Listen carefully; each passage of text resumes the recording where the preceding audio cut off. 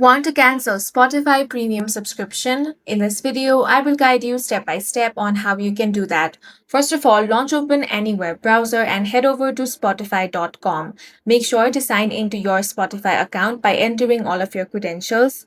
Now, tap on the gear icon at the top right corner of your screen, then tap on View Account. You can also directly head over to spotify.com/account. Now, once you get here, find the option of Manage Your Subscription. Tap on that. If you have subscribed to Premium, you will find the option of Cancel Premium over here. Simply tap on that. Now, you want to continue through the confirmation message. Your premium stays until your next billing date, then your account switches to free.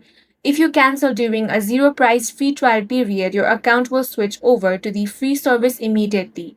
Zero price free trials cannot be reactivated.